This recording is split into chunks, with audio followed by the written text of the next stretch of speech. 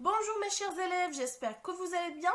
Aujourd'hui, je vous présente une nouvelle leçon d'orthographe sous-titre Ne pas confondre en, et en, ont. À votre avis, mes chers élèves, que signifie en, et en, ont? C'est ce qu'on va découvrir ensemble. J'observe et je découvre. La première phrase. On fait du vélo. On répète ensemble. On fait du vélo. Par quoi commence cette phrase? Cette phrase commence par on. Mais où est le verbe dans cette phrase? Fait. Bravo mes chers élèves. Quel est son infinitif? Faire. Conjugué à quel temps? Au présent de l'indicatif. Très bien. À quelle personne? Regardez la terminaison. À la troisième personne du singulier. Très bien. La deuxième phrase. On joue au domino. On répète ensemble. On joue au domino. Par quoi commence cette phrase? Cette phrase commence aussi par on. O-N. Mais où est le verbe?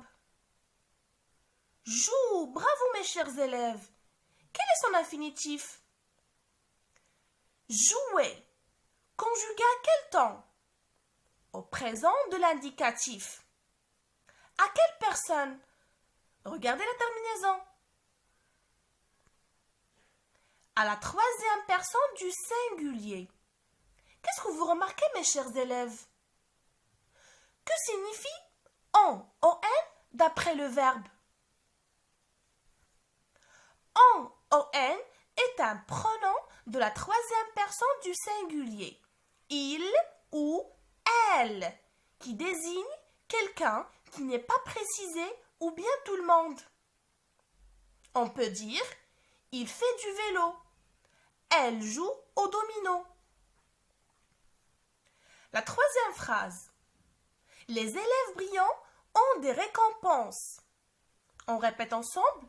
Les élèves brillants ont des récompenses. Où est le sujet dans cette phrase? Les élèves. Bravo mes chers élèves. Où est le verbe? En. Bravo.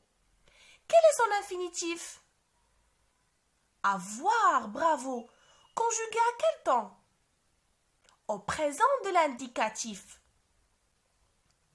La dernière phrase. Les chats ont peur de l'orage.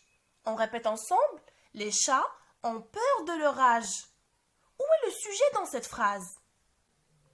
Les chats. Génial. Et le verbe? En. Quel est son infinitif? Avoir. Très bien. Aussi est conjugué au présent de l'indicatif.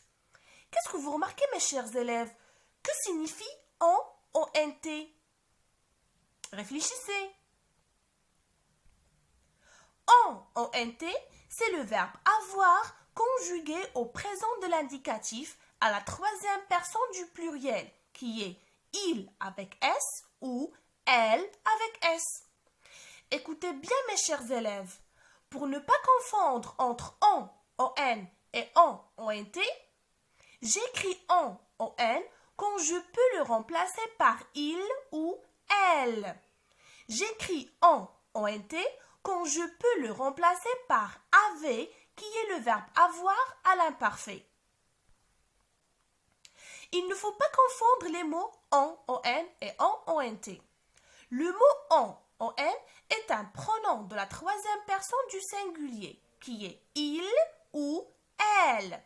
Il peut être employé à la place de nous. Le mot on, ont, est le verbe avoir conjugué au présent à la troisième personne du pluriel qui est il avec S ou elle avec S. Merci mes chers élèves.